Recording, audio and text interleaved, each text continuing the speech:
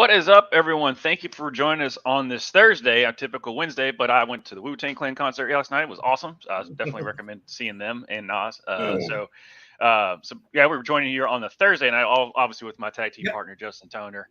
Justin, how we doing? Yo, doing great.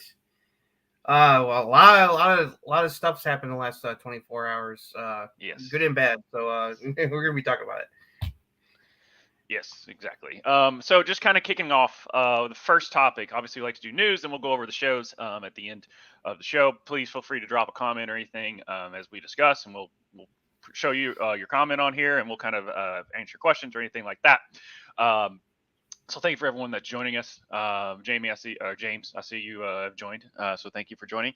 But yes, unfortunate news. I believe with the acquirement of TKO, well, that's what they're calling it, but the Endeavor is basically calling TKO, which is the joint of WWE and UFC. Yeah. But when you have a merger, a lot of overlapping jobs happen, and so people Yep. get let go, unfortunately. Unfortunately. So there was about, what was it, like 100 employees in the front office On Friday. on Yeah. Friday, and then we were kind of surprised we didn't see any talent. That day was today. So Justin, if you kind of want to go through the list here of so far of what's been, Yeah. I don't think it's going to be the end of the releases here in the next couple of 24 hours or so. Yeah. But just kind of go We'll ahead see. briefly of what we got. Okay. So yeah, I mean, like people were expecting that some wrestlers were also going to be cut, but word was from Shaw Rossap and a lot of other of the online dirt sheet people that they weren't going to do it the same day because they were afraid that would hurt the stock. And then actually, talent cuts didn't hurt the stock. Something else did, ironically. We'll get to that later. So here is the list of wrestlers who were released from their contracts. So today, most of these people are going to have 90-day non-compete clauses. So you're not going to see them showing up in another promotion until around Christmas time at the earliest. So, and also they're going to get paid, while their non-competes are still active, so that at least they still get some money before they can move on to other places. So, first one was one of the big ones. One of the surprises was Mustafa Ali. Although if you've been following wrestling for the last couple of years, you know that Ali has been very vocal about how he's been pushed and portrayed on TV over the years. He's been very vocal on social media about his issues. At one time, he asked for his release, but he was denied. For the last couple of months, he's been working in NXT, doing some actually really good work, some good angle stuff. Basically being a heel, but trying to acting like he's a babyface when he's actually a heel. It's been a lot of fun to watch. He was in fact slated to get a title shot against Dominic Mysterio for the North American title. And him and Dragon Lee were butting heads, so that was really surprising. That's unfortunate. Then we got Emma, also known as Tino Dashwood, was cut loose. Elias, who's been with WWE for quite a long time. That was kind of surprising. It's like he's been around for quite a long time, but they cut him loose. Top Dollar, unfortunately, no surprise there. Hit Row has not been on TV very much, and when they are, they've been doing the job. So then we had Rick Boogs. This was kind of a surprising one because he was definitely over. I mean, like he got to the point where he was like really over. Unfortunately, he was out for a good portion of the last year due to injury because I think it's like he tore his ACL or MCL at WrestleMania last year and didn't get back until after Mania this year. So he was gone for a long time. Riddick Moss also let go. Aaliyah was let go. Two surprises who you think would be WWF lifers were cut loose. Shelton Benjamin and Dolph Ziggler, former multi-time champions in WWE. Although Shelton has he's been sporadic in his appearances he hasn't really been used a lot for the last year. So it's not like too surprising, but it's disappointing. Dolph Ziggler He's been kind of part-time for the last couple of years because he's going into other ventures. He's been going into working stand-up comedy. He's really enjoying that and other stuff. So he would just kind of like come and go, kind of, and come back when they kind of like needed him. He's definitely going to be fine. Then we got Mason Mansoor were cut loose. And then they went into NXT. That was most of the main roster people. And then we went and cut some people in NXT, people who weren't really used that much or didn't get much TV time.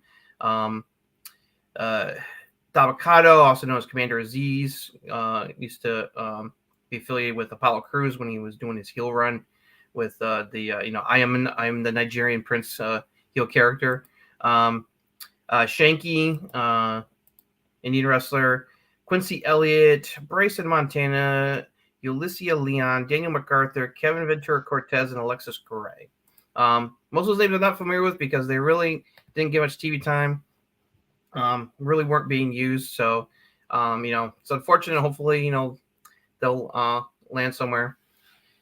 It's always sad when, these cuts happen in WWE. It's like, you always dread it when it happens. And you kind of wish that, as much as we can criticize Tony for some of the decisions that he does these days, one of the things that I do like is that if he feels like that someone really doesn't have a place in AEW anymore, he just decides not to renew the contract. Just lets the contract right out. And it's like, we're not gonna bring you back. I'm sorry. It's like, instead of just cutting people loose. I mean, there were some people that happened to that were cut loose recently. Like Sonny Kiss, one of the big names that was let go by AEW recently. Let their contract expired and they moved on. Same with Brian Pillman Jr. So it's hard to see where these. I see some of this talent could definitely end up probably most likely in Impact to start with. AEW is a little bit trickier because they're between the main AEW roster and then the ROH roster. Which kind of like mixes in, goes has a little bit intermix at this point. Tony's got a lot of talent in AEW right now, so it's hard to say if anybody is going to get picked up. Even if they are, I'm kind of worried they might get lost in the shuffle just because they got like so many angles and feuds going on with other people that it's hard to say like, will they get a good shot or push? We don't know. We'll see, but right. It sucks. It sucks for them. And but they'll land on their feet and hopefully do well elsewhere. It's like getting cut by WWE is not the end of the world. I mean, some of the biggest names who are still working there have been let loose by WWE before and came back better than ever. Drew McIntyre being one of the big examples. Cody Rhodes. So you never know. Yeah, your boy James here was saying about kind of what you're saying with the catch and release type thing.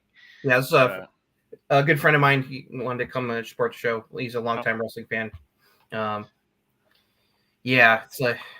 But yeah, I'm with Shelton. I'm surprised that they didn't try and find like a backstage role or something for him. Yes, yeah, like you would think that and my friend James pointed out too that you'd think Shelton would have been perfect to go work at the Performance Center, help train the up and comers, and it's like with his experience and everything. So yeah, it's very, very some of these are not surprising, but a couple are kind of like, oh, that sucks. It's like. So, I mean, the fact that Dolph has been there for 20 years, Dana Brooke's been there for 10. Dana Brooke never got a really good shake. I mean, she's been involved in angles, but she never really got that that main event push. Right. She definitely had the talent, but I don't know. I mean, I don't want to try to knock wrestlers, but it's like she didn't have the personality really. And maybe it could be combination of her, it could be the writing, you don't know. So it's like I'm not gonna try to knock her or anything, but she's been around for a long time. I never got really right. And I felt bad for Emma because they brought her back for like a hot minute and then just nothing. And I'm like, she's too talented to not. Yeah, she was a lot of the people. One of the first names that was brought back last year by Triple H when he brought back a lot of people that had been cut loose over the years, and So, but yeah, she came in and she was like involved with angle with Riddick Moss when he was feuding with Killer Cross, and it's like she was uh, put in some matches against some of the top talent like Charlotte Flair and everything, but then it just didn't pan out. It's like she didn't, and she hasn't been on TV in quite some time, so it's unfortunate. She's pretty talented, so. And I did see her tweet out today. She was when they kind of moving on here with the Elimination Chamber. I guess we'll do that because she tweeted about it. So Elimination Chamber going to Australia, which is really cool. But she did tweet out. She was like so excited, and then next thing you know, she was like, "Oh, never mind, I got released." Yeah, that's where I was just like, because she's Australian. It's like. Mm-hmm. So she was probably really excited about that, and then she gets the phone call that it's like it's like we are no longer in need of your services anymore at this time. Mm-hmm. It's like what you don't want to hear. So do you have anything else to say about the downcuts? And it just always stinks. But you understand it's this part of the business. It happens all the time, unfortunately. It's an ugly part of the business. Yeah. I mean, there's a lot of ugly parts of the business of wrestling that we love so much, but this is one of them. It just unfortunately happens. Because you have investors and you have and especially with the news of USA Network acquiring SmackDown for like, what was it, 1.4 billion? Big money. And then the same day they released in town. I'm like, I think that was just bad optics, but they were planning on doing this anyway. It didn't matter if you got the world's money. They still weren't going to keep the wrestlers on there. Yeah. They just weren't, because it's just no point. Real quick, one of the good news, especially for wrestling fans in Australia, WWE is going to do one of their big pay-per-views in Australia come next year. The Elimination Chamber is going to take place in where is it? Perth, Australia. Perth, Australia, on February 24th in the spring. This is huge. I mean, WWE has been really trying to branch out and do some of their pay-per-views outside the North American continent. And they've been very successful. I mean, just, if you go, it's like Clash of the Castle in Cardiff last year was a massive hit. Great show. Then they did the Backlash in Puerto Rico was awesome. And Money in the Bank took place in London this year. And that was another great show because of the fans. Fans of these other countries, they got to see WWE every once in a while. So like the fact that they're not only WWE's coming to Australia, but they're doing the big pay-per-view in between Rumble and Mania is a big deal.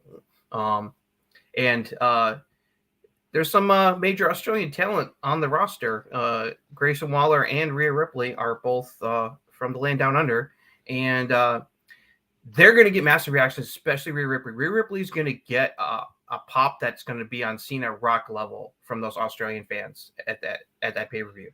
I mean, like a rock star. The last time I think they had a big event was when they Buddy Matthews, I guess at the time, won the whatever the 205 or whatever the cruiserweight title. He won the cruiserweight title in Australia. So I remember seeing that when he was. Oh wow, that was a while ago. Yeah. That was a while ago. So I mean, I get you, but I'm just saying, like, they're going to get huge pops for sure. It's good. That's going to be a big thing, and also that means because of the time difference, it's going to be at an odd time on the weekend.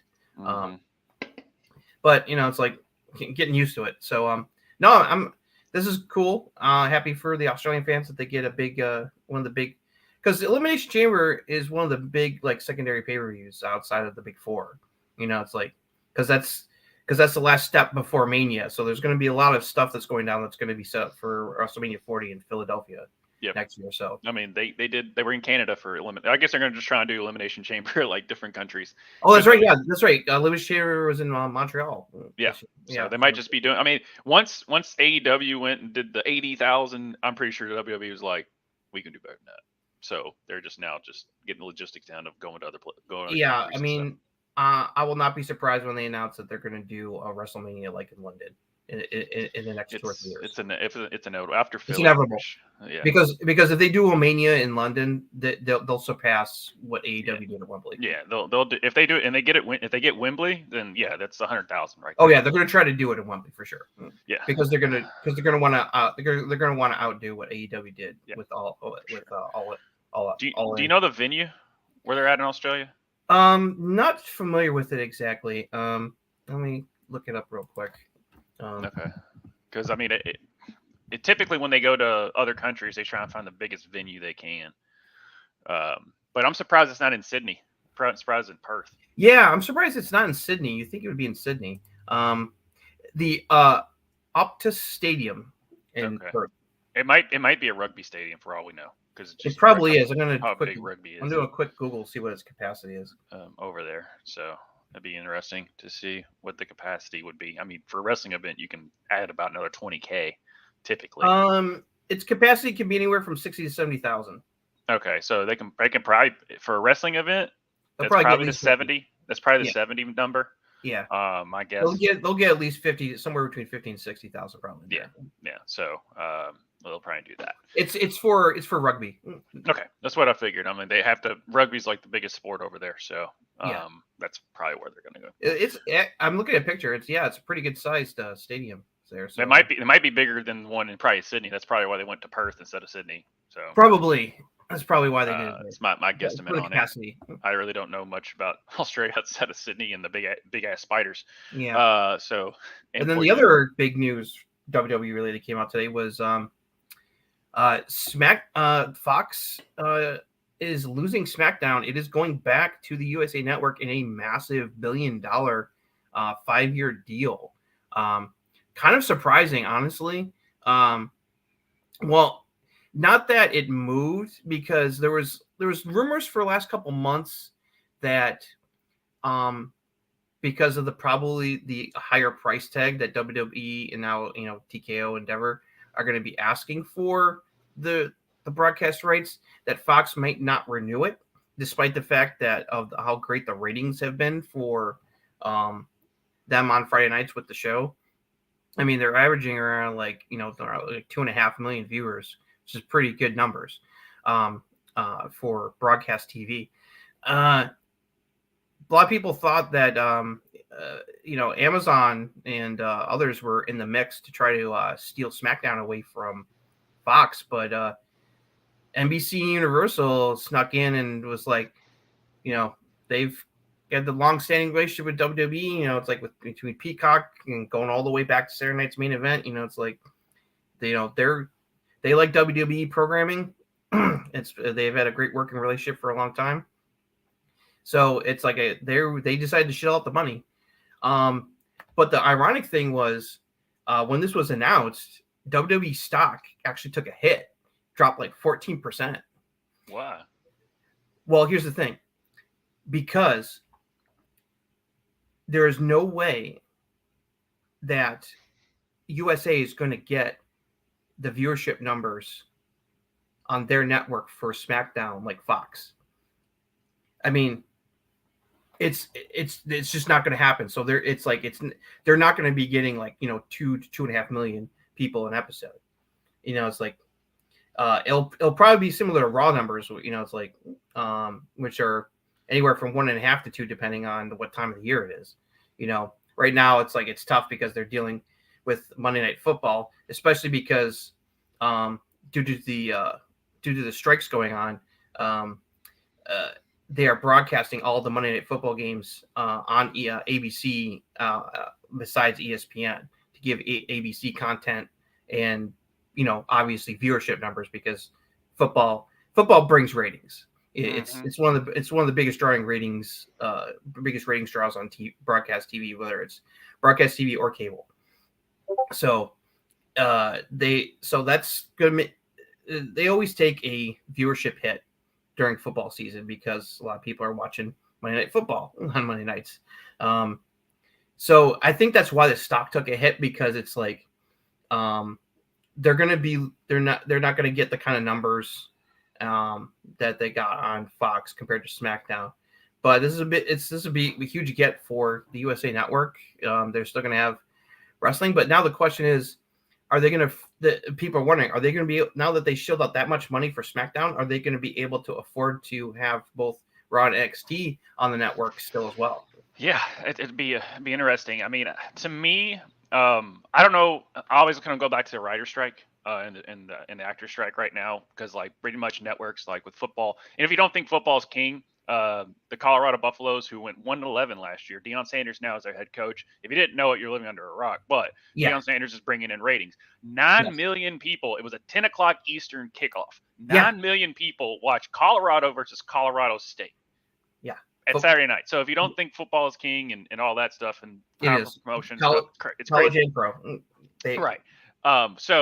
But with NBC, I was surprised. Like I was telling you before, we were talking about Amazon and Disney, and then all of a sudden NBC, Universal. I mean, I think wasn't USA Network like the first channel to actually have Raw for that when they first did it? Yeah, when Raw launched, it was on USA Network. Right.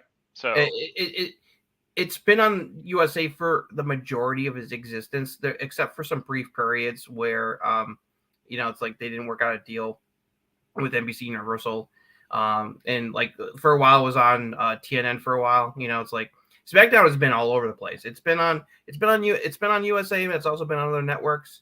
Remember SmackDown debuted on the now non-existent UPN network when it initially started on broadcast TV. So yeah, this is very interesting. A surprising move that USA decided to shell out the money to bring SmackDown back to the network, because this is where it was before it went to Fox with the Fox deal, back in 2019. Now this is not going to take place right away. The switch over, it will leave Fox and go back to USA Network in October next year. So SmackDown is still going to be on Fox for another year before it goes back to the USA Network. With this, does that mean that another thing I'm realizing why I think they're doing it is because of the Peacock app? So they have both; they can immediately stream SmackDown and Raw to their app as soon as it airs, and I think that's more of what they're doing. My thought process is they're really acquiring it so they can have the streaming rights to both SmackDown and Raw. And not have because Fox it's weird. Yeah, because I think they were tired of sharing WWE with Fox, so they were willing to shell out the money. Yeah, and Fox was not going to shell out this much money. That was another thing. Is like they enjoyed having WWE on the network, but they weren't going to pay go into the $1 billion range for the TV rights. Right. That was the word for months, is that most the odds of it staying on Fox were not likely, and that it was just a matter of like, well, who's going to snatch it up, who's willing to shell out the money that their TKO has been asking for it. So it's gonna be very interesting to see how that shakes out, and especially also where Raw NXT end up, because their rights are also going to be up next year. Yeah. So Amazon, other people might try to make a play for Raw. It's like, who knows? It's the main brand, even though SmackDown is on a bigger network. So we'll see. Only time will tell. All right, so that's that. We got that. Okay, so moving on with The Rock and Roman kind of situation there. Yeah, this was originally what I thought was going to be the first thing we were going to talk about until all this other stuff dropped. But so two things happened last Friday. First, The Rock appeared on the Pat McAfee show. Pat McAfee was in Colorado for the game we were talking about earlier, the Colorado versus Colorado State game, and he showed up on Pat McAfee's show and made an interesting revelation that confirmed a lot of rumors that people had put out last year. That he basically said, me versus Roman Reigns at WrestleMania this year was originally the plan. It was locked in for a bit, but they couldn't work out the logistics and the details, and so then they changed it and switched it to Roman versus Cody instead. And Rock hinted that maybe he might show up at WrestleMania 40 in Philly next year. So that set the internet wrestling community abuzz, both in excitement and also concern, especially for the Cody supporters, because they worried that, if they decide to do something with the Rock and Roman next year, then in Cody means Cody's going to get the shaft again. So this was very fascinating news. So it's like, I wonder what caused it to the deal for Rock versus Roman at WrestleMania this year to fall through. Obviously, it had to have fallen through sometime near the end of last year because by Rumble time, Cody won the Rumble, and it was clear he was going to face Roman at Mania. So sometime before then is when the whatever deal that Rock and Vince and them worked out, because people figured out that because he on social media posted that he had dinner with Nick Khan and somebody else, and everyone assumed it had to have been Vince. It was there, so that's when people think that's when the initial all right, you Roman, you versus Roman at WrestleMania, let's do it, was agreed to, but then it's very interesting to wonder what exactly, because he didn't go into specifics of why it didn't happen. First thought in my head is insurance, just with whatever it has stuff, maybe, and also the money, maybe. Yeah. So he might have agreed like a gentleman's handshake, but they couldn't come to terms with how much money he was going to make off it, because he had to basically, because you got to think he's got to get the ring rust and all the other stuff off him. He's going to main event. Yeah. So he's got to take time out of his schedule. And so basically say all right, he's going to turn down a bunch of movie films. So he's got to get the payday to kind of match what he was going to lose if he, didn't do that. So I think it's insurance, either insurance for the studio, or B, they just couldn't come to terms with the right figure, which makes no sense because it's The Rock. Like you make it hand over fist if you did Roman versus Rock. And it's a money match. Even before Cody and Roman was set, people were still talking about do you think at this time last year, people were speculating do you think they'll do Rock versus Roman at WrestleMania? It's because it makes sense, it makes money. I mean that with all everything Roman has done concerning the family, that at some point the Rock is gonna be like, okay, enough is enough. No, I need to step in and intervene to save the family from Roman. Right. This BS with the bloodline has to stop. And they can still do that. The question is I feel if they want to do it, that's fine, but don't have Roman have the title, because Rock would have to win that match, and you don't want Rock winning the title. It's because he's not going to be he's not full timer anymore. He shows up when he can, when he's not doing stuff in Hollywood, which him and Cena are both just waiting for the actors strike to work itself out, which is why Cena has been made it clear he's going to be working with WWE for a little bit, which is good for them for ratings and everything, and and which led to so that appearance led to both Pat McAfee and The Rock appearing on SmackDown, because it just happened to be in Denver, Colorado, about an hour from where the game was. So they both showed up. First up, Pat McAfee came out to a big ovation, and he got into it with Austin Theory and was throwing all these hints that The Rock was about to come out. And boy, when Rock's music hit, that pop just says it all about how much the fans still love Dwayne The Rock Johnson, because hot damn, that pop was something else. Yeah, despite the random person walking behind The Rock filming, which I was I could just hear the production truck screaming what the hell? With that, or at least get on that guy, dude, wear black or something. You stuck out like a sore thumb. Kind of going back before we kind of go into SmackDown, to go back with The Rock and Roman. I agree with you 1,000%. You don't have to have the title on Roman. It's the same thing with the Jey Uso Roman Reigns fight with the tribal. It's like the tribal chief was more than the title. The title just happened to be there. It was more about the tribal chief. That the title was just like just there as just because he's the champ. Yeah, and so again, it's about the family. It's about the family. How do you win last year? It still does not make sense. Right. You're not going to put the title on The Rock. No. But now you're gonna have to figure out either you're gonna have the because if they want to do that, if they decide to do Rock Roman in Philly, they're gonna have to get the title off of him before Mania. Yeah, which they can. Somebody else. It's no big deal. Like either at the Rumble or Elimination Chamber. Right. You can have them lose at the Rumble, and like The Rock comes out and screws him at the Rumble or something like that. Which I really wouldn't want him to, because then that diminishes Cody. Because I'm thinking Cody's the one. You got to put it on Cody. I'm sorry. I'm one of those Cody guys. So exactly, Rock costing Roman the title would hurt whoever's taking the title off of it, whether it's Cody or somebody else. Right. It would hurt them because that's supposed to be a big moment, taking the title off Roman, because he's had the titles for he's had the titles for years now. So it's like So, well, this is going to be a wait and see kind of thing. Yeah, and because like The Rock wouldn't say that unless it was at least some form of it.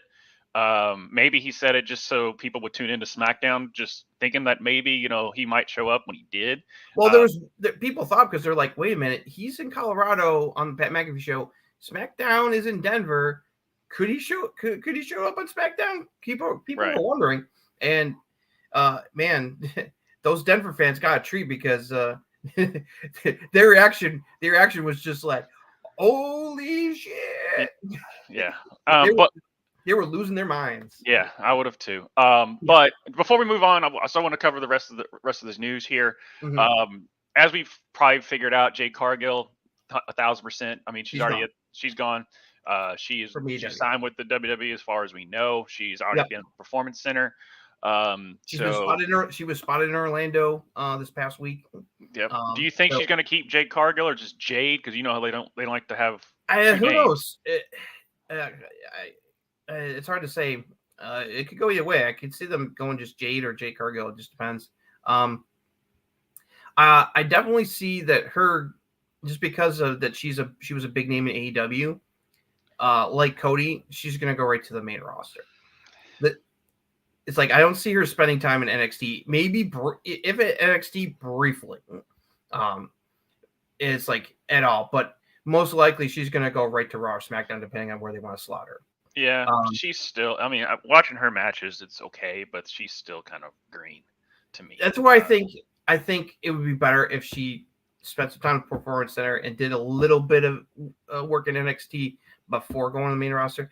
But I understand, because she was such a big name in AEW with the TBS title and the undefeated streak, that their urge would be to put her right onto the main programming right away, because that's going to generate news. Like Cody coming from back to WWE from AEW was huge, and she would be the next big like jump from AEW to WWE after Cody, because it's like they pushed her hard in AEW. It's like, she got like the Goldberg treatment with that undefeated streak before Chris Statlander took the title from her a couple months ago. Yeah. Let's see. Yeah, I mean, I agree. I mean, they do put emphasis on that. I mean, she's got everything. She's just needs to fine tune some things. Is basically what I'm saying. Exactly. Yeah.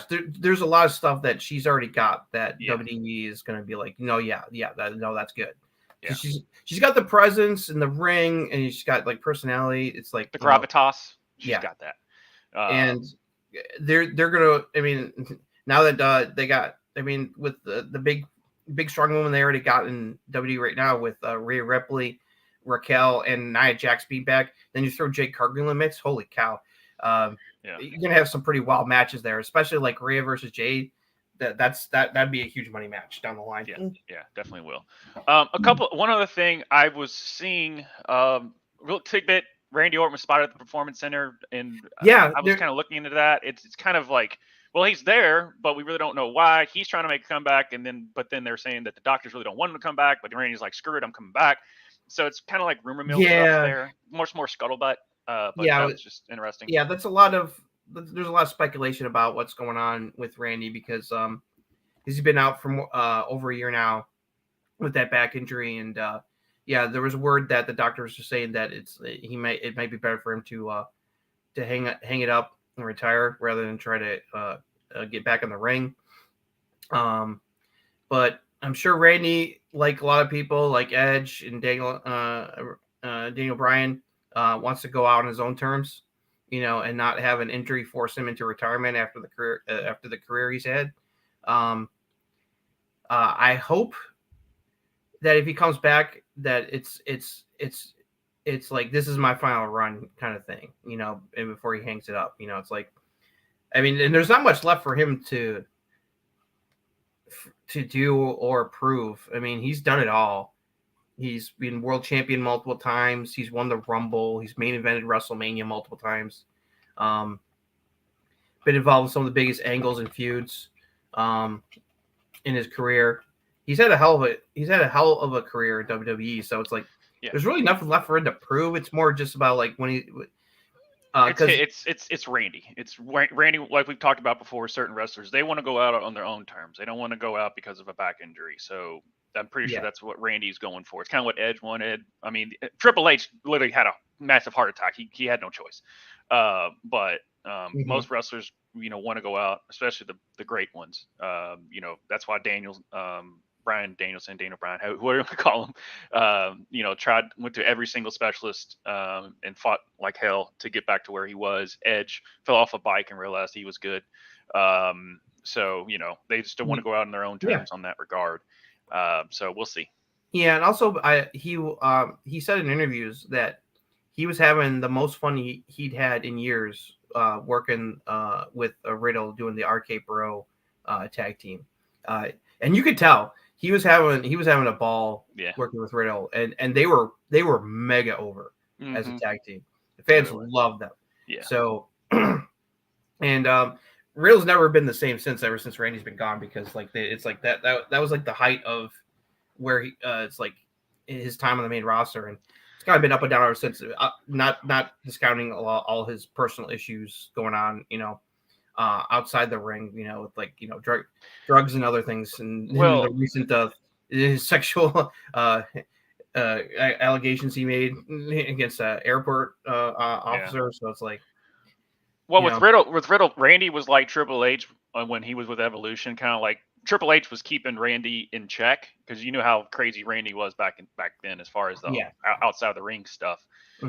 But now with Riddle, he was having a great time, but he was also keeping Riddle in check, and kind of showing him the ropes. And once Randy left, there was no one to really, you check him every once in a while. So you just next thing you know, as soon as Randy unfortunately left, Riddle had the back and forth with Seth and all this other stuff kind of coming out as far as the backstage stuff. So So I mean, I think it was more just the big brother of Randy helping out Riddle. That's kind of the same thing with Triple H and Randy back in the Evolution days.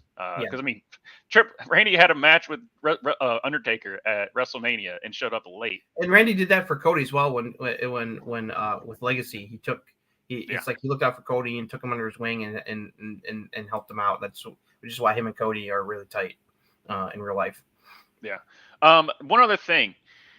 As soon as the deal went through, TKO's now to try and kick Vince McMahon off the board.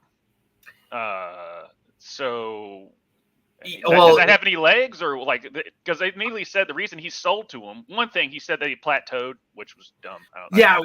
At the talent meeting this past week, where they're talking to everyone else who did not get fired or still working there, he was like, he made this ridiculous, untrue bullshit statement that WWE was plateauing, and that he came back and did this deal with the merger to take WWE to XL, which is other fucking bullshit, because WWE was doing record business for quite a while, and was doing record business while Vince was gone.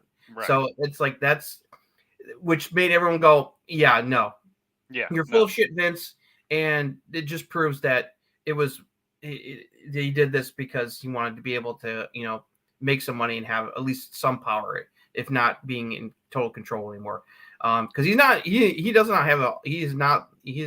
charge anymore. It's like he's got a lot of money and voting power, but he's not he's not the boss anymore. No, he's And got 15%, 15 or 20%, I think. yeah, and Something like that.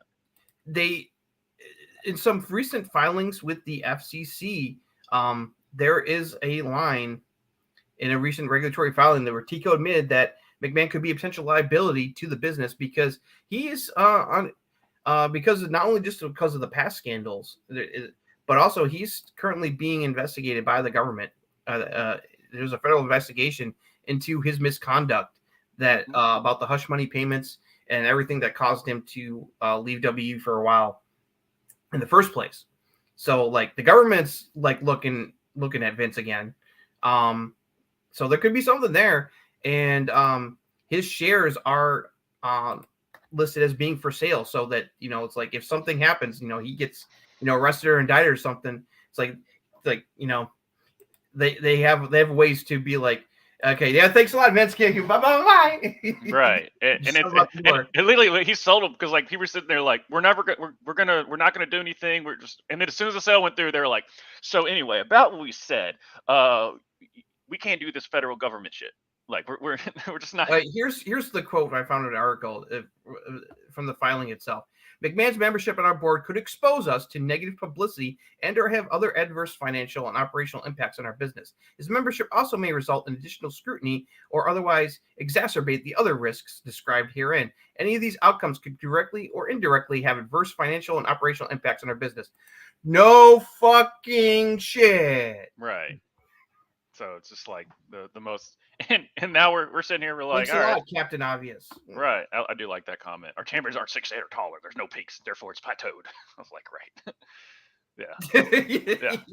Yes. Yeah. Thank you, Jay. Yeah. And also, I like this comment too about just a stranger just follows riddle, and I don't mean the devil's lettuce. Yeah. No. Yeah. Exactly. Yeah. So, but yeah, I mean, it's just like, oh, could you think of like Vince McMahon, what he would think if they put the title on like Ricky Starks, if he ever signs with WWE and they put the title on Ricky Starks? It's like, what are you doing? Oh yeah, you probably have a heart attack. Right. So anyway, but yeah, I mean, I just kind of sat there and it was one of those like you smiled and shook your head when you read that statement. You were like, of course. Like as soon as what did you think was going to happen, Vince? As soon as you just pay him his money and go into the wayside. Go to the sunset or whatever. The sooner he is gone, the better. I mean, it's like he's like an albatross or around the company's neck, and it's like. Ugh. All right. So, any other news before we move on to SmackDown? Yeah, no. Let's talk SmackDown, and then we'll go into. Do you want to like just go over the all WWE stuff first, and then go to AEW? Yeah, we'll finish with AEW with the Moxley stuff at the end. Yeah. All right. So SmackDown last week. So the big thing was the show kicked off with Pat McAfee and The Rock showing up. People lost their minds and their shit, both at the same time. I felt bad for the guy who's got to work on the dump button to bleep out swear words so they don't get fined by the FCC, because dear God, they had to bleep out just about most of the stuff The Rock was saying, especially when he led the fans in a "you are an asshole" chant on Austin Theory. So he came out, verbally eviscerated Austin Theory as like The Rock can do. Pat McAfee was just sitting in the corner like a kid in a candy store, just enjoying watching The Rock do his thing. Right. Theory did his best to fight back, but it's like he got chewed up and spit out, and then he tried to attack The Rock, which is of course stupid. Spine buster, people's elbow, fans happy, and then Pat McAfee got to do his own version of people's elbow to add insult to Austin Theory's injury. That was a huge way to open the show. It drew in as soon as word got out that The Rock was on the show, the viewership was like, went right through the roof. It's like, it was cool. It just showed that people still love The Rock. He still grabbed the mic. He's still So it also leads people to wonder about him teasing being at Mania next year on Pat McAfee's show. The interesting is that even though The Rock was on the show, Heyman did not acknowledge The Rock being on the show at all. It's like he was like him being there was completely ignored by the whole Bloodline situation. The Bloodline stuff was more focused about Heyman was more worried about Jimmy Uso running his mouth and doing stuff in the name of the Bloodline when he's not really part of the Bloodline anymore. And that since Roman was there, Solo needed to take care of business, which we'll get to in the main event interview to finish off the show. There was a nice little fun moment between Cena and The Rock backstage where like Cena was like pretending to do like the intense stare down because, you know, both on screen and off screen, it's like him and The Rock for a while there, they had some issues with each other. Right. Yes. But you know, that's all in the past. And then Cena just started cracking after Rock was like, I see you trying to smile. And then they just, you know, hugged and Cena was like, welcome back. Good to see you. Nice fun little moment between the two legends. Yeah, it was nice. Yeah, I kind of go back to the Bloodline and kind of go with The Rock. Yeah, literally it was like The Rock backstage hugging Cena and it sits there and then they do like basically the same shot but Jimmy. Yeah. I'm like, he's got to be right there. Are we going to do anything? No, we're not. We're just The Rock was just there. We're not going to try because the thing is they don't want to have that. I think they just don't want to have the interaction because nothing's locked in. So there's no exactly point in teasing it because that's so they can't afford to do that because that is a big ass letdown. Mm-hmm. It would be way bigger if you like teased it and then just nothing happened because then people be like, what's going on if the roast because you'll have those casual fans coming back because it's The Rock.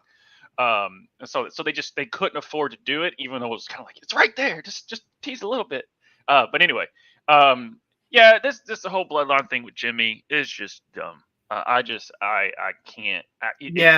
They're trying their best, but they just. I'm glad that AJ's finally getting some love that we talked about before. No, AJ Styles. This is good. That I have a feeling this is leading to like AJ getting a shot against Roman, which I talked about last week, and I was like, that's a good thing because that's a fresh matchup for Roman. Him and AJ and Roman have not locked horns in quite some time. And plus, you know, he's got the OC backing him up. So it's like they got more numbers now than Roman does. You know, it's like, even though Jimmy wants to like suck up and try to get back in Roman's graces for some stupid reason that we don't, as we say, we don't really understand it. You know, it's like, yeah, it led to a clash. So it seems like they're setting up like AJ and Cena in a tag match against Solo and Jimmy, which that's like that'll be cool and the fans will love it. Yeah. You know. No, definitely. The other thing, one of the things I loved about SmackDown was you know, LA Knight put his feud with The Miz to bed. He took care of The Miz. They had another good match, beat him clean. So no complaints anymore, Miz. See you later. And then he cut a great promo afterwards, saying that, hey, I'm coming for gold at some point. I don't care if it's Gunther, if it's Rey Mysterio, hell, even if it's Roman Reigns, at some point I'm going to have a belt around my waist. It's only a matter of time. Yeah. And of course, fans eat that up because LA Knight is mega over. So that's what we want to see. It'll be very interesting to see like what title feud he's gonna get in the near future. It's like coming up.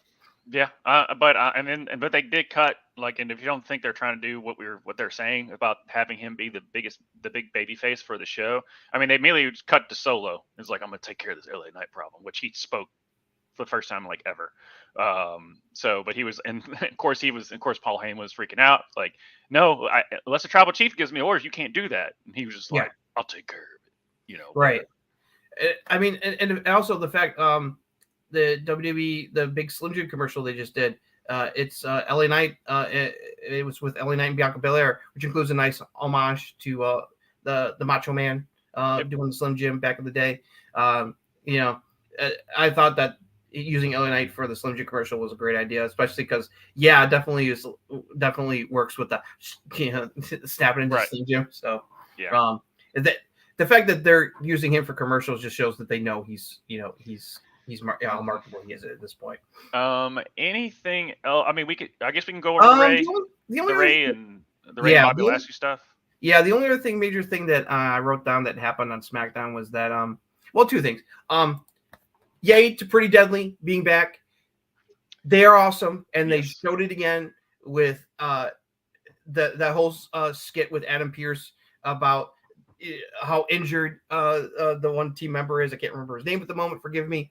And it's leading to Adam Pearce going, if you had a shoulder injury, why do you need the wheelchair? You know, right. Yeah. It was gold. This is why these guys are awesome. I'm glad they're back on TV. Push those guys, please. They're awesome. They've got that Edge and Christian comedy about them. Yes, they do. Yeah, and they're fantastic in the ring. So It's like the other big angle that happened was LWO locking horns with Lashley's new stable. They don't have a name yet. They got to come up with some kind of name for this alliance between Lashley and the Street Profits that's going on here. But they because LW was out and Rey Mysterio and Santos were talking, and Rey's giving Santos a shot at the U.S. title because he feels he deserved it, especially because they did a whole angle where he had that title shot against Theory and he got injured by Theory, and so Rey took his place and won the title instead. So being the nice guy that Rey Mysterio is, wants to give Santos a proper shot. That's when Lashley and Street Profits came out and said that we're running this place, and Street Profits beat LWO, and they delivered a beatdown on the LWO afterwards, making it clear that they're looking to take over the show. Cool. It's like I like this new edge, especially with the Street Profits coming out with suits, matching Lashley, looking dressing dapper, and having a much more of a lean into this new heelish attitude that they're doing. Even though the fans still like Lashley and the Street Profits, they're going into heel mode here. So it's like, so they're still getting some cheers, but it's like they got to do some stuff to really, if they really are going to be this heel stable, they really got to do some stuff to get the fans to boo them. So we'll see where that goes, but. It's fine. They do something. I mean, the almighty prophets until further notice. That's what we're going to call them on that. So, but yeah, so for me, I like the Street Profits with Bobby Lashley, but it just seems kind of like a rudderless ship that's just floating right now. It's still moving, but we just don't know what really direction they want to go with. So that's kind of how I feel about it. But I mean, might as well feud with the LWO. I mean, it gives both squads something to do. Exactly. And so I'm fine with it for the meantime. But because they're moving on for LWO is moving on from Austin Theory. Theory is not involved in the U.S. title scene right now, so it's like he's. Let's see. Bailey took on Asuka. It was two of the best. Doing what they can with the time. Shotzi's still coming for Bailey and scaring the bejesus out of her. I'm happy for Shotzi that she's getting a good push finally. It's like, so it's like this angle continues, and this week it's going to be it's a big match. Io is going to defend against Asuka on SmackDown for the title. That should be a banger of a TV match. They are old friends. It's like they tag team together back in Japan. Is like so. Asuka and Io go way back, so I'm sure they're both excited to go one-on-one against each other. So that's gonna be fun.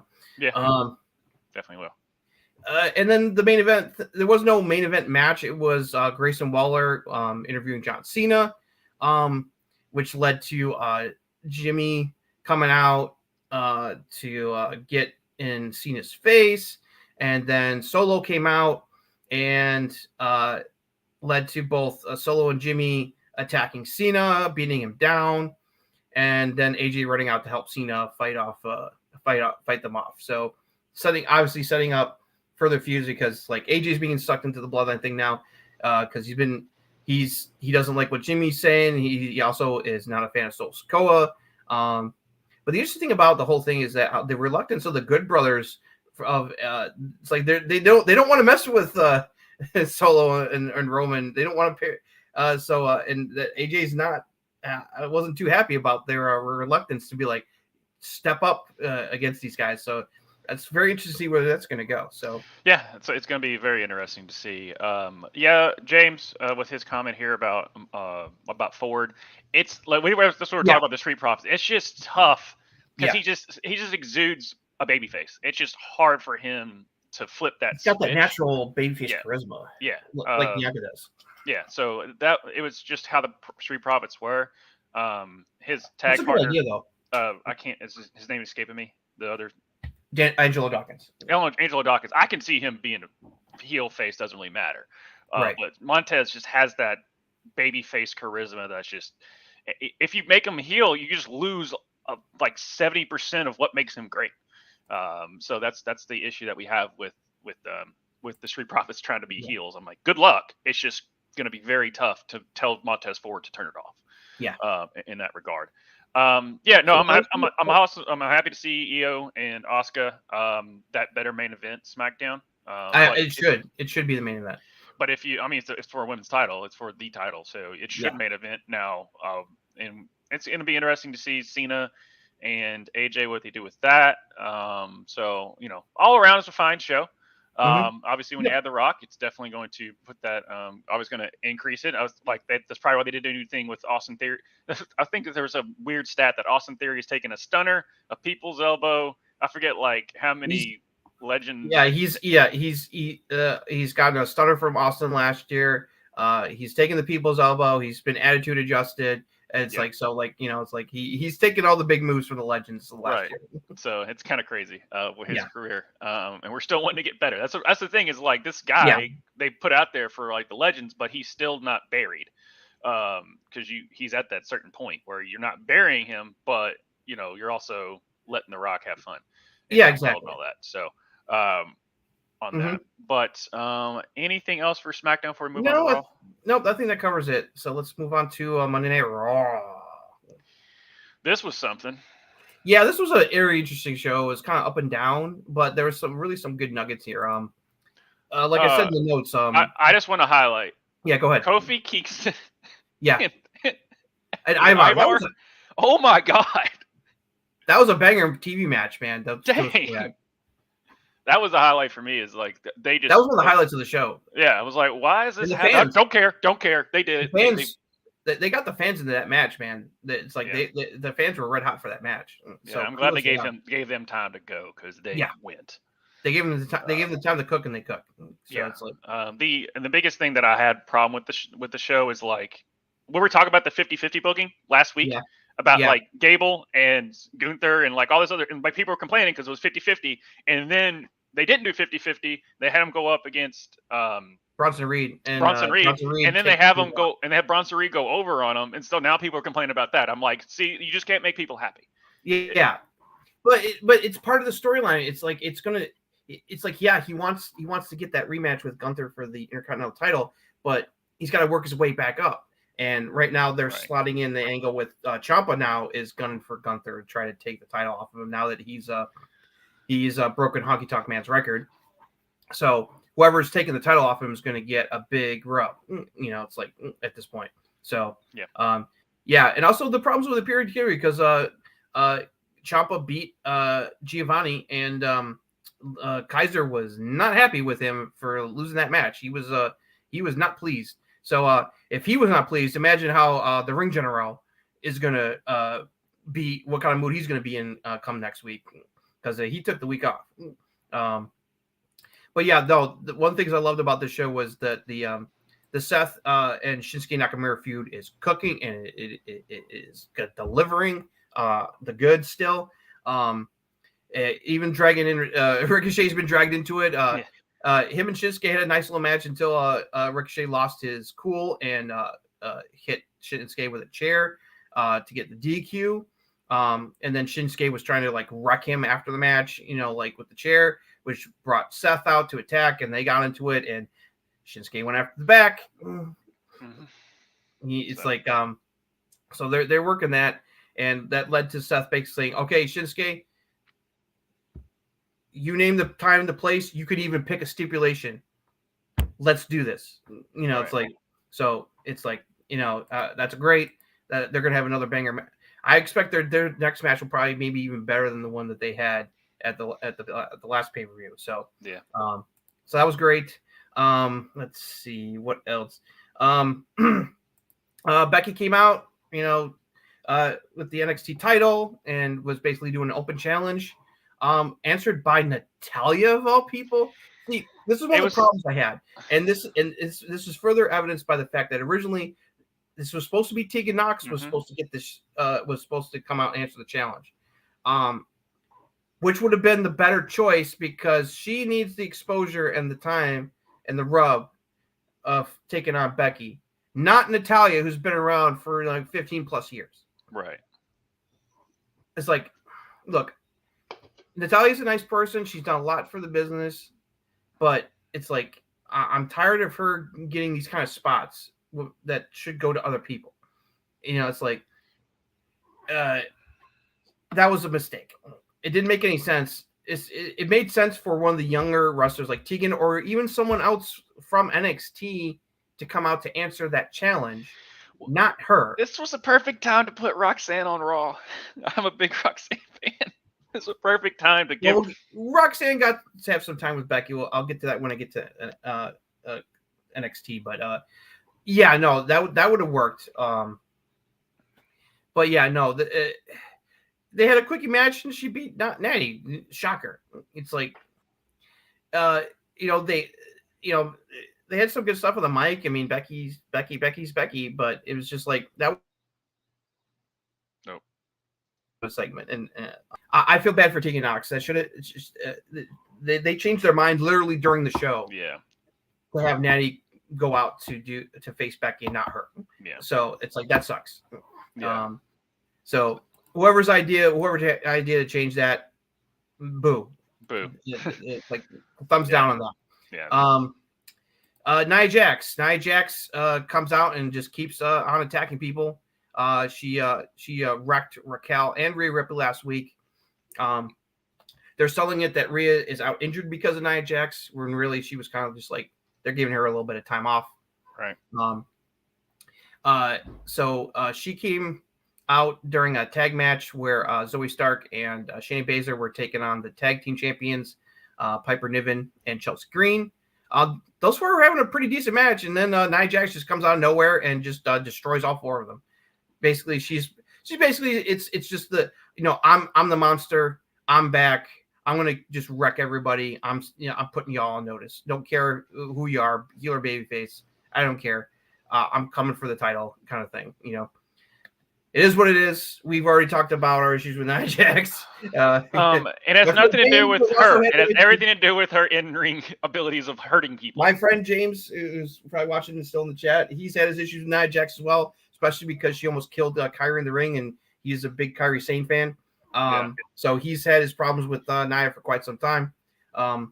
When we were watching the Rumble earlier, when Nia Jax came back, we both were like, "Oh no!" It's like, yeah. So it is what it is. Do you think they give a damn about these women tag titles ever? I don't know, because they're like you're saying that's a great Shayna and Zoe versus Piper Niven and Chelsea, and Chelsea's they could have had a great tag match. And Chelsea is just amazing. She's doing such good work right now. Her character work is like top notch right now. Yeah, and there was a great backstage statement where she's like, "Oh yeah, me and Piper, we're a great tag team because we're the champions because we're not only a great tag team but we're friends." And Piper's like, "Since when are we your friends?" You're right. Do you know where am I from? And she couldn't even name. Right. It's like she's like right. She's and Brian Saxon has to tell like, "Oh, she's from Scotland." It's like, just Chelsea's just doing great work, but the thing is like she gets over.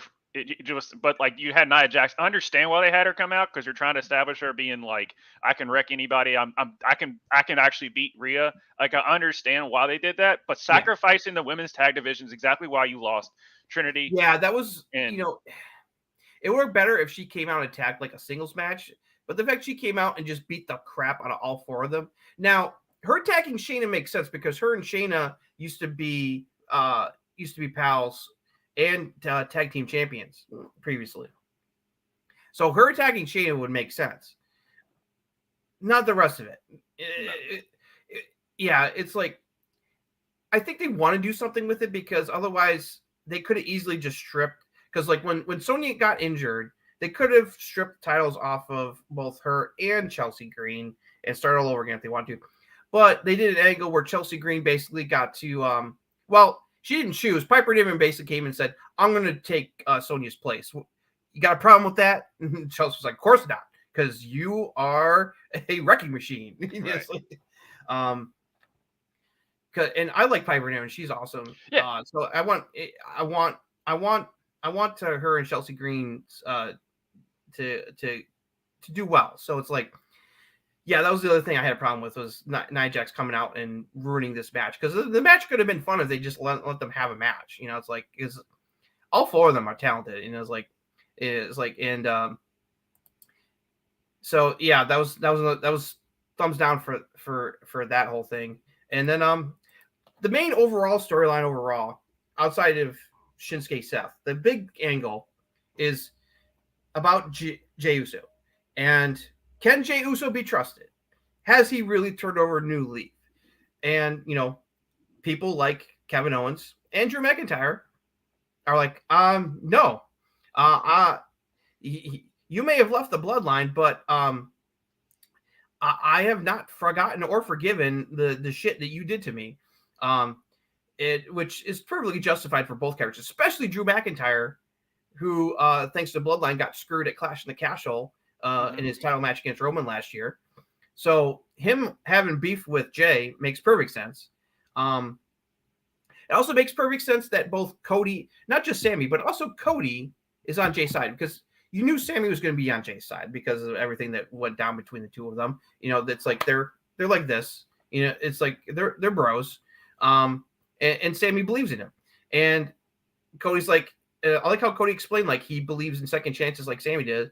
And there was a whole great back and forth between the 3 of them about Jay.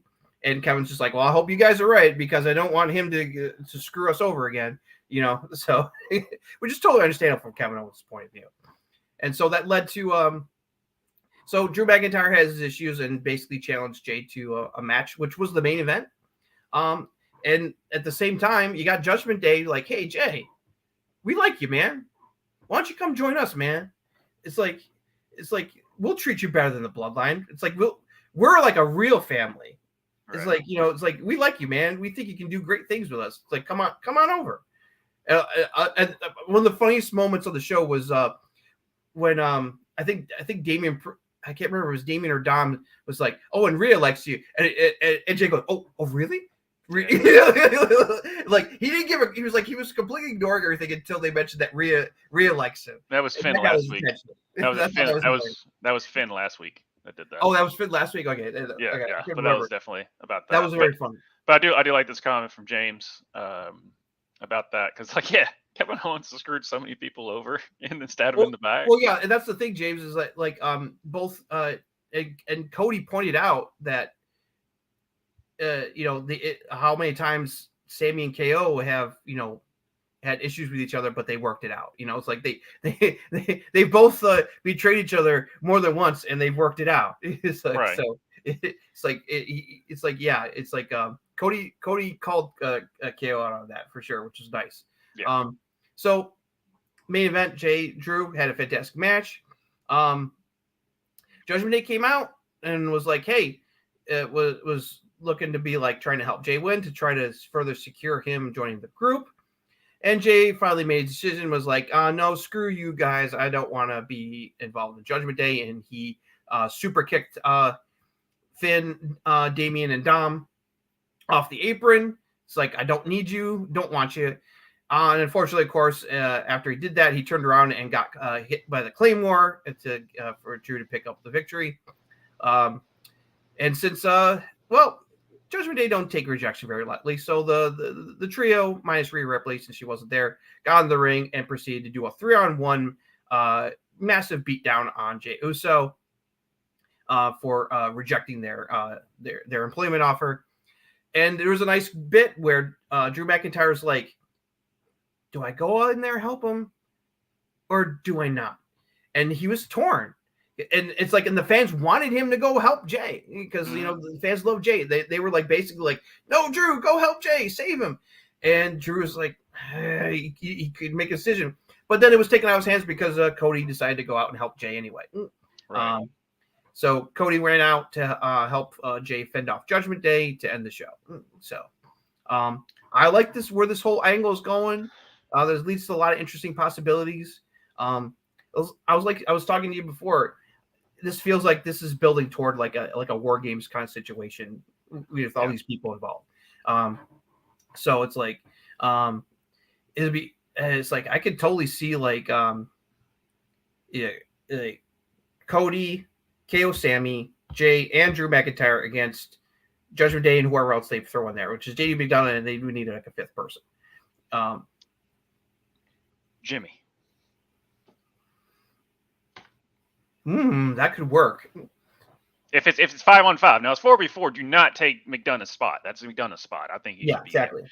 But if it's 5 and you have McIntyre there, which makes sense, you would have Jimmy, because then you tease the Jimmy and Jay situation. Mm-hmm. So if you're gonna do 5v5, you've got to have Jimmy. That just makes the most sense. Because they're obviously saving brother versus brother until WrestleMania. Right. So either you just do the 4v4 with them against Judgment Day plus McDonough, and just leave Jimmy out of it and let him do the ring around the rosy, circle the wagon, bloodline bullcrap, or you add the fifth McIntyre, you add McIntyre as a fifth person, and then Jimmy does it. Jimmy joins. Something like that. So that's the only two ways. That's the only two ways that makes the most logical sense in the situation. Yeah. So Raw had its ups and downs. It's like there was good stuff, and then it's just like, But, I mean, Cody beating Dom in 5 seconds. That was fun. Always a plus. Some people were like, on the internet, this was very divisive, very, very divisive, because people didn't like the fact that Bronson Reed went over on Gable. I understand that, especially because people, the Chad Gable as Intercontinental Champion voices are getting louder, and I'm totally for Chad being the one to dethrone Gunther. Mm-hmm. After everything he's done for WWE, he deserves that moment, and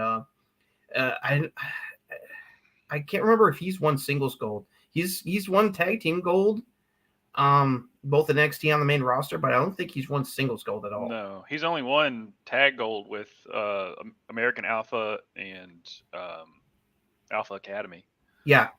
Because he had that whole Shorty G bull crap that I wanted to. Oh, thank God that Shorty G stuff. That was when WWE was unwatchable.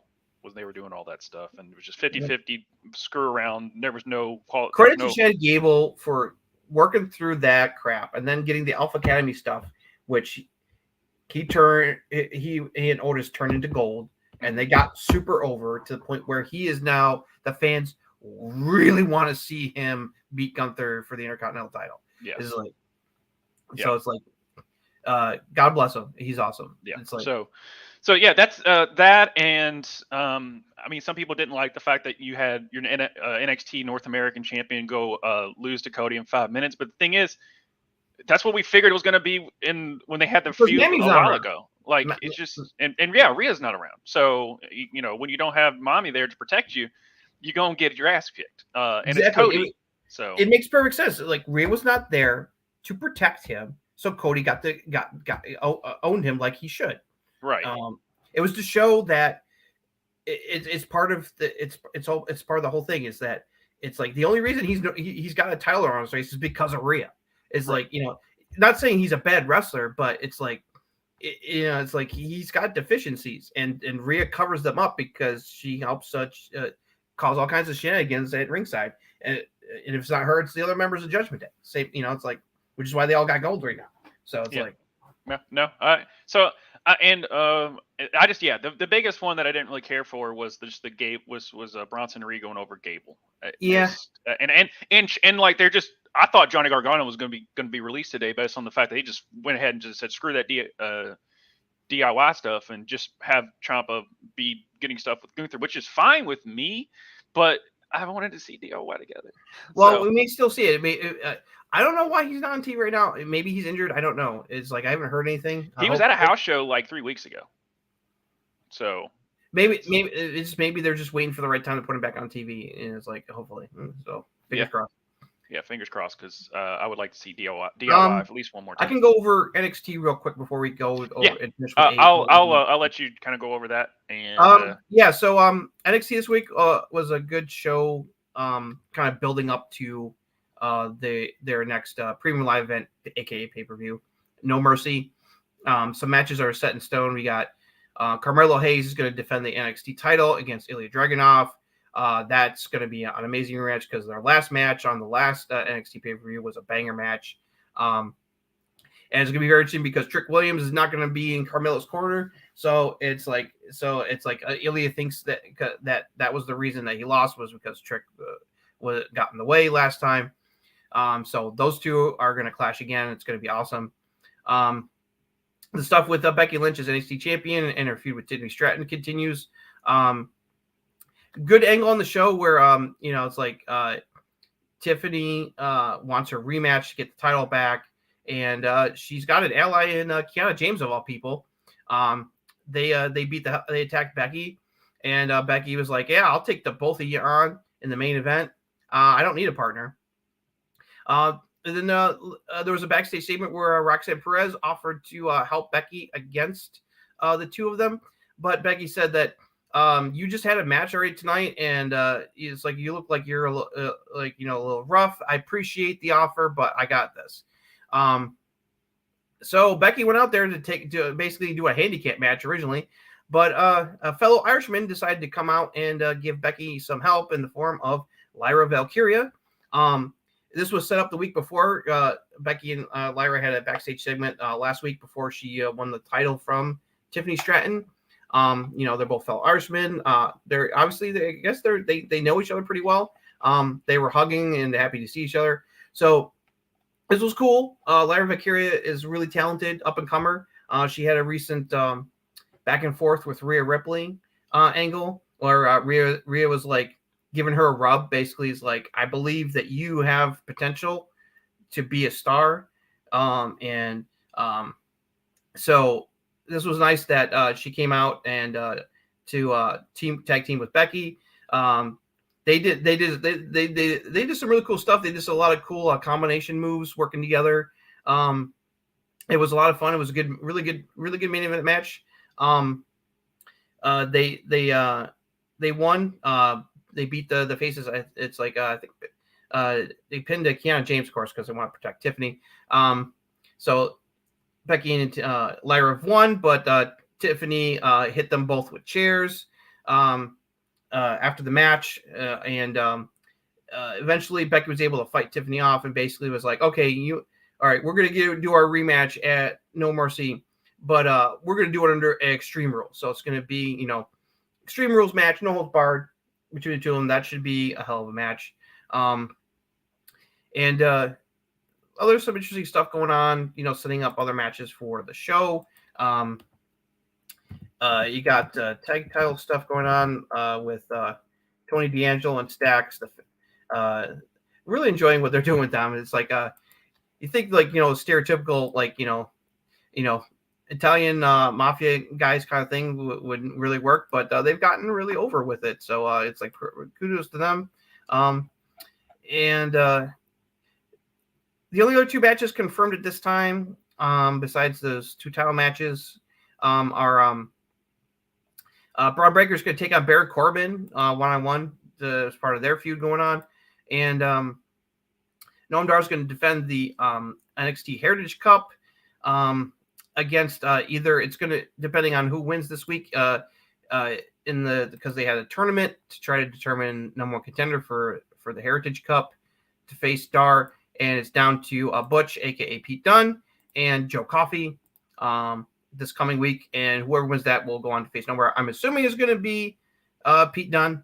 I hope so, because those two would put on a banger match. And also, he and Dunne and Tyler Bate renewed their acquaintances, old friends / rivals, and had a hell of a friggin' match in the tournament this week on the show as well. As one of the highlights of the show. They those two are just amazing. Excuse me. That's all I can remember off the top of my head. It's like also there's going to be a North American title match.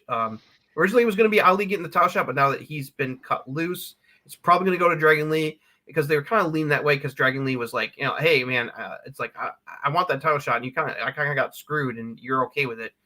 So he was butting heads with Ali about trying to get his hands on Dirty Dom. So I think that's probably going to be set up between Raw and NXT next week. Because No Mercy is going to be taking place next Saturday on the 30th. So yeah, pretty decent show NXT. And it's worked. Becky being there is really doing great for the ratings. The ratings were like fantastic again. Not over 1 million, but pretty close. So people are watching because she's there, and obviously that's why they put her there. And she's also really doing a good job putting the other talent over. She's really doing a good job of helping to elevate Tiffany Stratton, who's going to be a friggin' star on the main roster. She's amazing. And giving rubs to other wrestlers like Roxanne and Lyra Valkyria, who also have amazing potential. I think can be really great on the main roster as well. They definitely are like Tiffany Stratton, Roxanne Perez, and Lyra Valkyria. I think are the three of the ones that are probably going to be on the main roster in the near future, just because of the way they've been booked and the way they've been pushed. Especially Lyra had that recent mini feud with Rhea Ripley in NXT, with Rhea really putting her over. It's like really well. So they definitely are high on her as well, especially with her teaming up with Becky this week to take on the heels. So thumbs up. All right. Well, thank you for that, for going over that. And let's just wrap up with AEW, with kind of the Dynamite and Collision. And there was and Jon Moxley getting knocked out. And it was scary. And I think someone kind of pointed out Rick Knox was the same referee when Alex Reynolds got knocked out in the middle of the ring and didn't really notice it. So it's kind of twice now. That's just what someone pointed out. People are really ripping Knox online. That to the point like some people are saying he should be fired. This is not the first time something like this has happened. A match that he's ref, because some people initially thought that Moxley got knocked silly. With now that it's been diagnosed now a mild concussion. Whatever, if a concussion can be mild, right? They thought it happened when FedEx did his finisher, and Moxley was supposed to kick out, and he didn't, and that left it, which was very clear, and everyone, including the announcers, were trying to cover for it, and then that led to him doing it again and to win the title, which was obviously not what was supposed to be the finish. FedEx was not supposed to win the title. Apparently, people went back and watched and noticed that it was on a dive. FedEx did onto him outside the ring. He hit his head on the ramp, and that's when he got knocked silly. So he wrestled the majority of that match, partially with a concussion. And the fact that, look, obviously, I think it went as long as it did is that Moxley wanted to put FedEx over. He didn't want to do some quick thing and have him win the title, like that. He wanted to have them go back and forth because he wanted, obviously, to make FedEx look good. If he's gonna, they're doing they had to do an audible and give him the title because he's hurt, which is the right thing to do in this kind of situation. It's like, but so there's a lot of criticism going on about how that whole thing was handled. So hopefully this concussion is not too serious. It is mild. A concussion is a concussion. A concussion is a concussion, and it's like it can. I mean, just look what happened with Adam Cole, man. Right. Adam Cole's concussion fucked him up for quite a while before he was able to cover. So it's like we hope that it's a kind of concussion that Moxley can recover from quickly, and he's not going to be out for very long. We're just gonna have to wait and see. So yeah, that was it's awesome that Ray Phoenix is going to get singles gold, but it's like it sucks that Moxley got injured. Is what caused it to happen. It's like because I was like kind of confused. I was like, wait a minute, Moxley just won the title, and then when they said that, and then when he wasn't getting between him not kicking out, obviously when it was obvious he was supposed to kick out, and then you saw as soon as the match ended, guys rushed into the ring to check on Moxley. Right. That's when I was like, okay, something happened to Moxley. He got injured. Yeah. And they were saying, and they mentioned it, and then later said they like he was able to walk out of the ring on his own power, which is incredible when you have a concussion. So it's like, so yeah, that was it was unfortunate. Someone else also got injured, and then weren't even wrestling. We'll talk about that when we get to the main event. Yeah. Jesus. So here, real quick. Yeah, I mean, their ticket sales are okay at best. Yeah. I've noticed that for months. It hasn't just been recently. I mean, yeah, even when I went when it was first when it came here to Nashville when it was first just started, they weren't filling it then. So it's only certain places that they like even when they I've been to Dynamite when it's been in Rochester at the Blue Cross Arena here, and both times there's good attendance, but like the hard cam side, there was a good amount of people missing, and they made sure make sure you do not see the hard cam side. It's like at all, and it was very obvious at this show as well, which is because even word came out last week they were trying to do like a buy one get one free deal to increase the ticket sales. But ticket sales definitely went up thanks to MGF and a lot of other people doing all kinds of media in New York City to get people to come to the show. So I think it definitely helped because there was still a decent crowd there. But yeah, the fact that you didn't see the hard cam side at all shows that they could have got some more butts in the seats. So unfortunately they couldn't. Yeah, I mean, but I'm not too worried about it. I mean, they really it stinks. I wish there was always this at least a good solid the Attitude Era days where it's like you just with everyone it was just filled. That just doesn't happen as much anymore, especially for the second company. I mean, WWE now they're starting to sell really well, but back when there was like 2017 or like 2020 before the right before the pandemic happened. Right before the pandemic, there was times when they were doing the same thing where because they weren't selling crap either because the product was just terrible. Yeah. So and it's nothing against AEW. They just they have stars and stuff, but it's just they're not WWE, man. WWE's been doing this for 40 years. So yeah. It's like so yeah, it's like this was all set up. It's like between so MGF was facing Samoa Joe for the title. We'll get to that in a second. So that was set up because Joe beat Roderick Strong in the little mini tournament for number one contendership. There was that was last week. There was a great bit there at the end of that match last week when Adam Cole came out. As soon as Adam Cole came out, Roderick Strong was like, "Oh, my neck! Oh!" Like immediately, like out of nowhere. It's like and like it acted like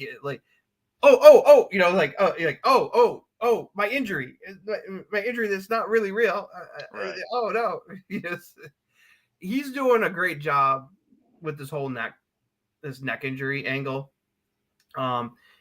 It's like and him like and then you got the Kingdom being his little like lap dogs and berating Adam Cole. It's like it's been fun. And they continue that this week where it's like they did a whole skit where Strong is in the hospital and like Cole goes to see him and like the thing, even doing the thing with the bed. It was good stuff. They're having fun. Yeah, a lot of fun. So the big stuff going on. We got a lot of feuds going on here as they're building toward Wrestledream, which they got a couple matches going on. You got Swerve Strickland and Hangman Page are button heads. It's leading to a match at Wrestledream. Please Fight God, forever. please Fight God, forever. Swerve needs to go over in Yes. this feud. They need. He's been in some really good feuds lately, but on the losing end. He Yeah. needs a win. He needs a proper push. The guy is awesome. Yes. Please, Tony. It's Tony, like, for the love of God, Swerve goes over. please. You got a dream match with Bryan Danielson is going to face Zack Sabre Jr. Yeah. As part of his retirement tour that's going to go into next year. He's going to be looking to do lots of dream matches and have banger matches, and God bless him for it. And and we're going to reap the benefits. That one's going to be a hell of a match. Two of the best wrestlers in the business in pro wrestling going at it. Can't ask for more than that. Let's see here. So a very interesting thing here with now that Orange Cassidy no longer has the international title, he wants to be he wants to hang out with Hook of all people. Kind of works because they both prefer not to say too much. I would say, man, those promos are great. Yeah, I know. Like, hey, you want to team up next week? Yeah. Yeah. Cool. That's all it needs. Yeah. Hey, man, they said so much while saying nothing. Right. God bless Renee Paquette and her facial reactions when this kind of stuff happens, man. She really is an MVP with how she conducts like the interviews and stuff these days.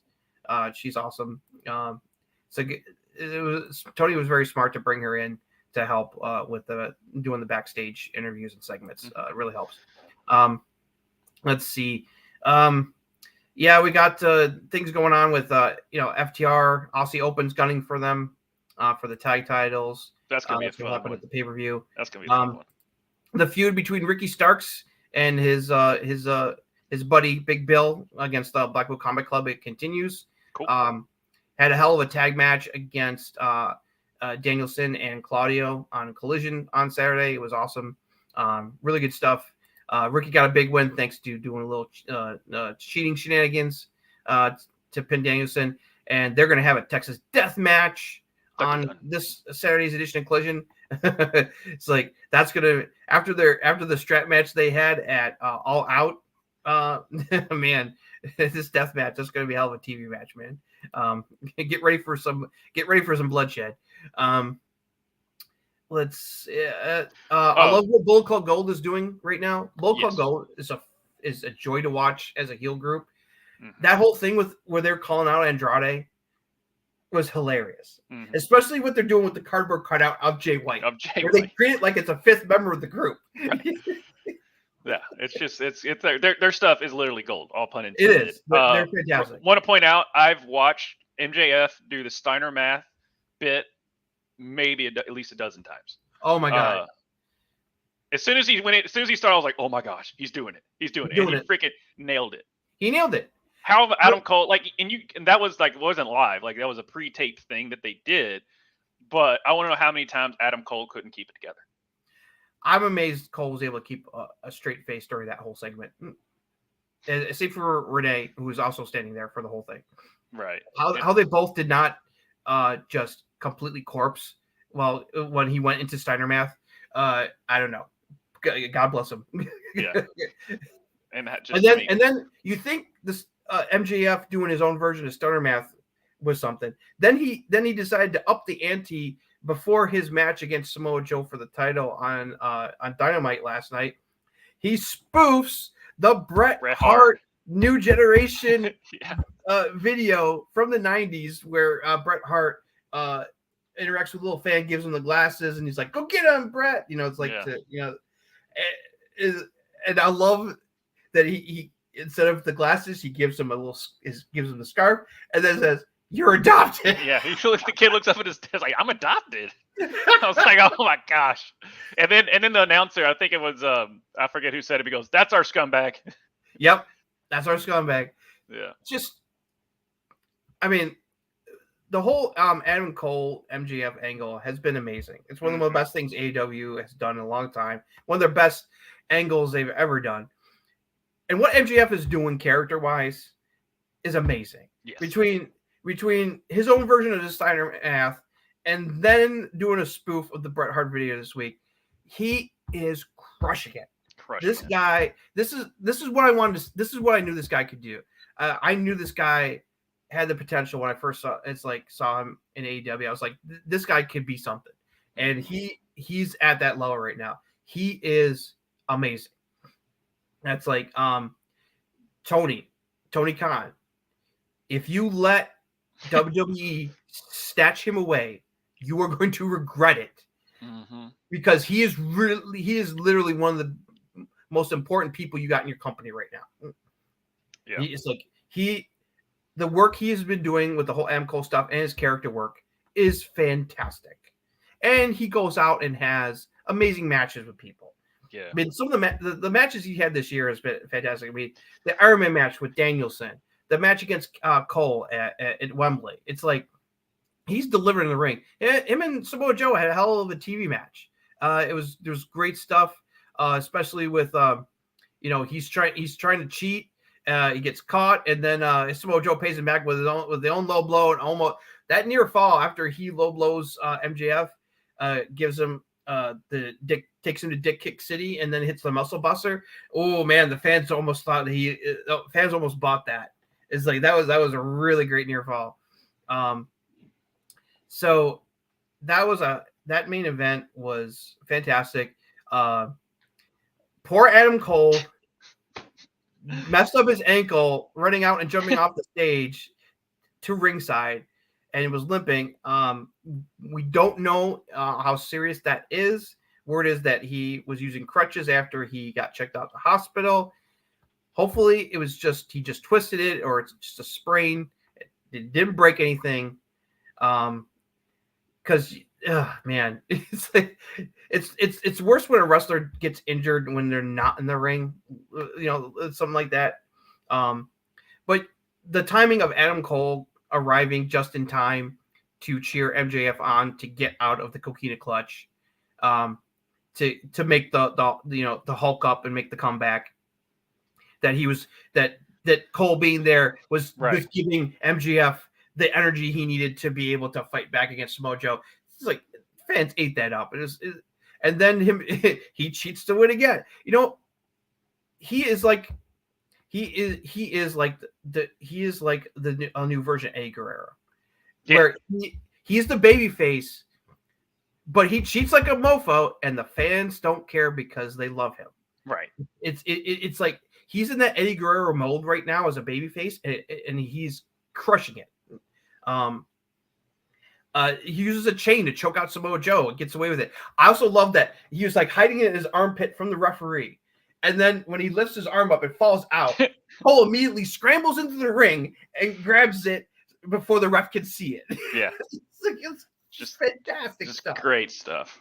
Yeah. I hope Adam Cole, Adam Cole is probably one of the best going right now. He's one of my favorites. So. Yeah. Hopefully he fought like hell to get back, and then freaking jumping off the stage. I was like, come on. I think he's going to be okay. There really wasn't anything crazy that was said since, so I'm not expecting anything. Mox did walk off on his own power and they were saying that Renee and the doctor were both not happy that he did that. Of course. But he's Mox. That's what he does. Like he just doesn't care. He's just a hard ass in that regard. James saying that about MJF. Sorry, Lieutenant Dan. Oh yeah. So. Oh god, yeah. That I forgot about that. That was so good. Yeah. Salt of the earth, man. So, So anything else? Just a couple other things. I like what they're doing with Chris Statlander being like the fighting champion. Yes. Jade put her over on which we now know was her final match in AEW. It was very clear. It definitely was treated like this was like Jade's swan song without them saying anything that it was. The way that she gave props to Statlander after she lost clean. They hugged. She was hugging people backstage, and then not only that, she's gone from the roster page, which that definitely means that she's no longer with AEW anymore. And also Tony's like not like I'm not gonna I'm really happy with because people ask like about Jade and like she was great. It's like everything. She's always he made it clear, like she's always welcome to come back to AEW in the future. But I'm not going to comment on that any further. So that's pretty much clear that yeah. So yeah, her time in AEW is done. So it's going to be very interesting what she's going to do in WWE. And then Statlander beat Britt Baker clean this past Saturday in Collision. That was honestly, that was one of the best matches I've seen out of Britt Baker in a long time. Really, Chris Statlander's been bringing out the best in a lot of people lately. I forgot how good Chris Statlander was. Yeah, no, as things are starting to go in the right direction with the women's division right now. I mean, my issues with Saraya winning the title. Oh, that reminds me. Toni Storm. Toni Storm's character work right now is gold. Like with what NGF is doing.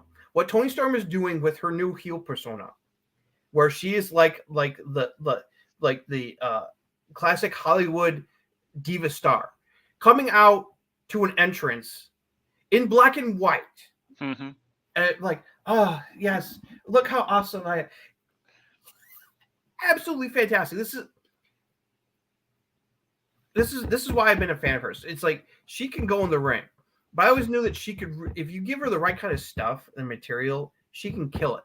Because one of the things I think held people back about her was that, yeah, she was great in the ring, but she didn't have any.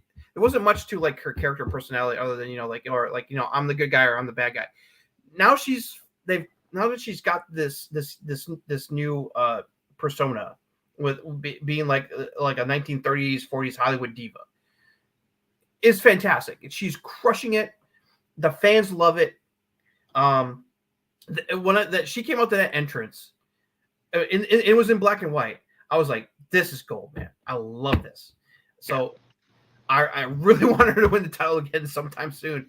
It's like, because it was no surprise Saraya beat her for the title. They had a pretty decent match.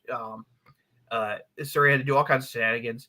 There was a hilarious bit where Tony pulled a swerve on her, and just basically full on kissed her on the mouth to that was different. That was definitely so I was like, oh, okay, all right, that's one way to do it.